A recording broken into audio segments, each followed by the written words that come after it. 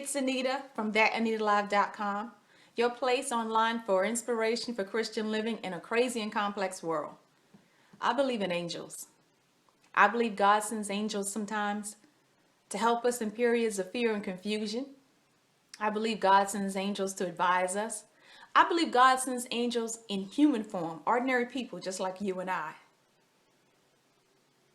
I once made a faith decision and ended up in a fear position. When we make decisions, a lot of the times our decisions are based on fear and not faith. We make decisions because we're afraid of what's going to happen. Now that doesn't necessarily happen, does it? But we've made the decision based on what we thought was going to happen. And to try and prevent that, that's a decision based in fear and not in faith. I was working in downtown DC in one of the government buildings. It was a holiday time. It was around Christmas. And DC was expecting over 30 inches of snow. Now, let me add, I had my day down to a science. I worked from 8:45 a.m. to 5:15 p.m. That gave me 8 minutes when I got off the commuter train in the morning to get into the building, and 8 minutes when I left my laptop on my desk in the building to get out of the building and to the commuter train in the evening. Because of the blizzard that was coming, the government gave their employees the option of a 4-hour early release. Everything in the city was shutting down.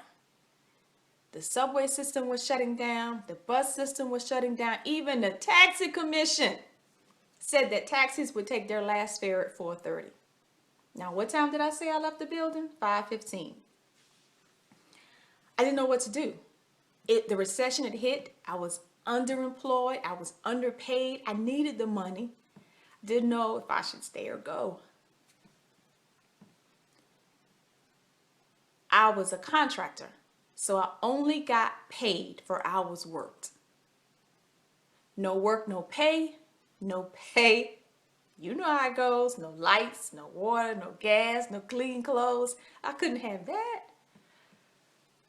So I took a deep breath and I prayed. All right, Father, you know the circumstances. What is your daughter to do? Do I stay or do I go? And in a still, sweet voice, almost like a glow, way in here, I heard God say, stay. So I stayed. The hours began to pass and my coworkers left. Bye, Nita. Bye. Another coworker left. Nita, you better come on. I said, no, I'm all right. And the truth was I was. Because I made the decision in faith and I heard God answer me. I heard clear as day I heard God answer me. I stayed. I was cool. Hours passed. 5:15. Grabbed my hat and my coat. Made it to the elevator. As I approached the elevator, the doors just opened. Now, you know, we love favor. Oh, I didn't have to even press the button to get out of the building. But when those elevator doors opened in that lobby, everything was dark. There were no security guards. There were no people walking back and forth. The doors were stanchioned off. I tried to push them, locked. Fear began to flood in. I saw fire trucks and ambulances. I heard sirens. I saw the Fox 5 news helicopter and the CNN news helicopter. They were going to accuse me of breaking into a government building. It was a day before Christmas Eve, which means I would have spent Christmas Eve, Christmas Day, and 2 days after in the slammer. Just as I began to fold in my fear. And I said, oh my. I said, oh God, what am I going to do? I heard ding, and the elevator doors open. Little lady got off the elevator. She said, oh, it's locked. I'm glad she was calm because panic was pushed inside me. She said, I'll show you how to get out. We went back up in the elevator and we weaved through some corridors and got to this one corner. I couldn't find my way back through that. If you paid me, She said, walk down to the end of this corridor and hang a left. You will see the doors at the front of the building. We're just on the other side of the building. It'll be right where you want to exit. I said, you want to come in this way? She said, no, I'm going to go this way. The way she was going looked even darker than the lobby we had just came from. But that's her choice. I got to the end of the corridor, made the left, and there stood 2 security guards. They looked at me. I didn't make eye contact. They looked at each other like, where did she come from? I made it to the front door. He didn't ask me anything. I didn't offer anything.